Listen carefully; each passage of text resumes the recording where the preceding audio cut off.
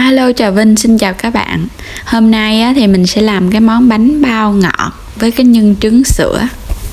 Thì mời các bạn đăng ký kênh ủng hộ mình. Mình dùng đây là 300g bột mì. Thì bột mì các bạn mua cái loại bột mì Hoa Ngọc Lan thì cái vỏ bánh nó trắng. Còn nếu không tìm được thì thế bằng bột mì đa dụng cũng được luôn. 2 muỗng canh đường, chút xíu muối, 1 muỗng cà phê men khô. Đây mình dùng cái loại men này nè, men ngọt không cần kích hoạt. 2 cái quả trứng gà, 2 cái trứng vừa vừa thôi, đừng có lớn quá. 2 muỗng canh bơ thực vật á. Đây mình đã làm cho nó chảy rồi á. Và 50g sữa đặc có đường. Trước hết thì các bạn cho 50g sữa đặc, khoảng tương đương là 4 muỗng canh. Cho vô trong cái ca này nè.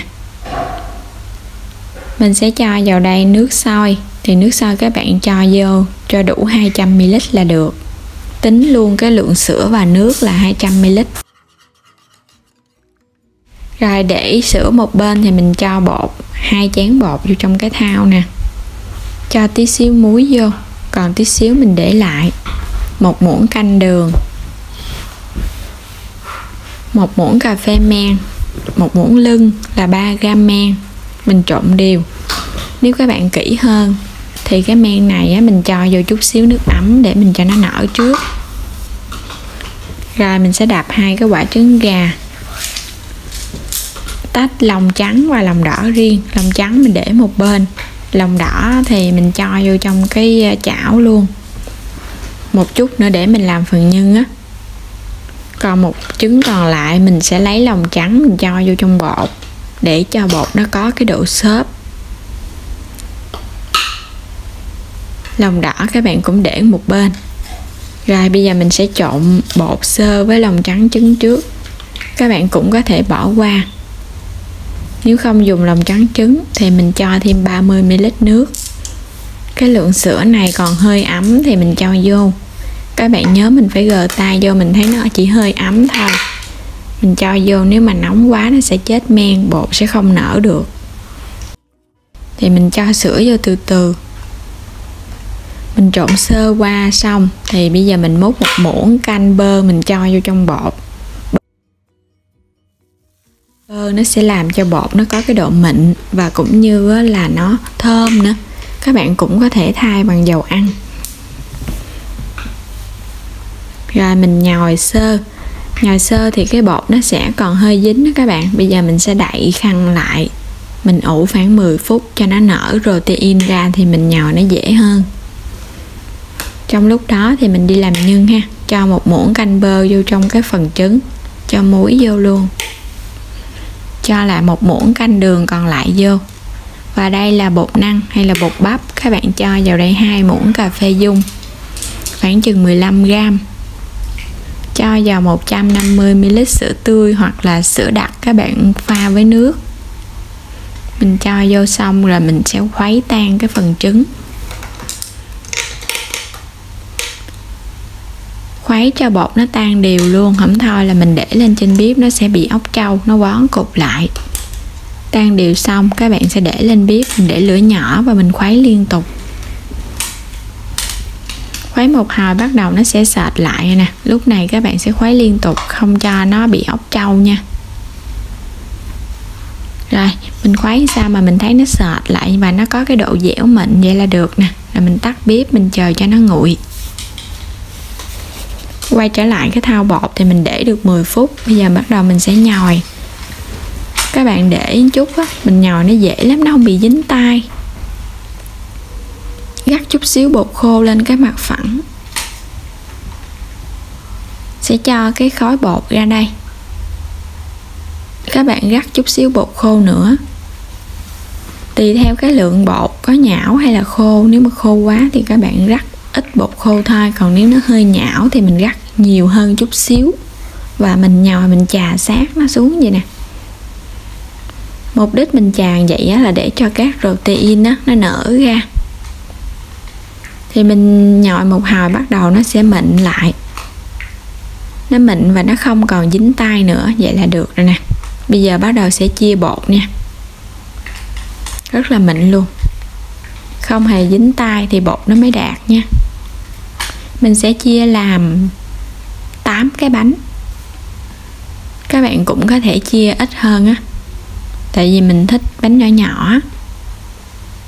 Chia 8 cái bánh ra xong rồi bây giờ mình lấy từng cái cục bột nè. Những cái phần bột còn lại các bạn nhớ phủ khăn cho nó đừng có bị khô. Mình sẽ túm, mình lẫn nó từ ngoài vô trong vậy nè, để cho cái phần bột ở ngoài nó được láng á. Vo tròn rồi để qua một bên. Tiếp tục mình sẽ vo tiếp. Mình làm xong hết những cái khối bột rồi thì mình lấy cái cục bột nào nãy mà mình vo đầu tiên á, mình sẽ đi cán nó. Vậy thì bột nó giãn nở, nó không có bị co lại. Cán cho nó mỏng ra. Các bạn nhồi bột cho kỹ thì bột của mình nó mịn và nó không có bị rút co lại nha. Mình sẽ cán cái phần mép nè.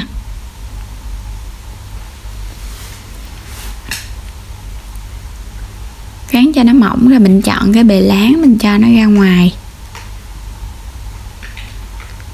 Múc một muỗng canh nhân mình cho vô trong. Rồi bây giờ mình sẽ gói nè, mình túm những cái mép nó lại cho nó chặt sát vô. Bóp cho nó kín, nó không có bị xì nhân ra ngoài. Vo cho nó tròn tròn lại. Rồi lót lên cái miếng giấy nướng chống dính. Rồi để qua một bên. Mình đã làm xong hết 8 cái bánh bao, mình gói nhân vô luôn rồi. Thì bây giờ mình sẽ cho bánh vô trong cái xửng. Các bạn bắt đầu sẽ đi ủ bánh nha. Mình cho xếp vô trong sẵn vô trong cái xửng hấp vậy nè, rồi mình ủ luôn. Đậy nắp lại, mình sẽ ủ đúng 1 tiếng để khi bánh nó nở gấp đôi. Sau đúng 1 tiếng thì các bạn cho lên bếp mình hấp luôn. Hấp đúng 12 phút thì mình tắt bếp và mình chờ 3 phút. Rồi mình sẽ mở nắp ra từ từ. Bánh nó trắng tươi và nó không bị sẹp. Cái bước mà các bạn tắt bếp trước rồi mình hãy mở nắp rất là quan trọng nha, làm cho bánh không bị sẹp. Đây cái bánh mình vừa lấy ra luôn nè. Nó phồng lên nè, nó mềm. Nó có cái độ co giãn và xốp xộp luôn, căng phồng. Bây giờ mình sẽ lấy cái bánh mình bẻ ra nha. Ngon lắm luôn nè. Bóp là nó sợp lại, nó xốp. Đó, cái nhân bên trong nè. Nhân trứng sữa. Cái nhân này ăn vô các bạn nó sẽ béo lắm luôn á. Đặc biệt cái bột cực kỳ xốp. Xốp và mình dùng cái bột mì này thì bánh nó trắng á. Đó, ngon ha. Rất là xốp luôn á. Rồi bây giờ xin mời các bạn cùng ăn thử coi. Bánh nó rất là ngon luôn. Cái nhân á thì nó ngọt và nó thơm nữa. Và béo của trứng nữa. Béo ngọt. Cái phần bột thì nó xốp và nó cũng có cái độ ngọt vừa. Không có bị quá ngọt, không hề bị ngán luôn. Bánh này ăn thì nó hơi lạ lạ miệng, cũng rất là ngon. Và đến đây thì mình xin kết thúc video. Cảm ơn các bạn đã theo dõi, ủng hộ mình. Đừng quên đăng ký kênh và like, chia sẻ những video của mình nữa nha.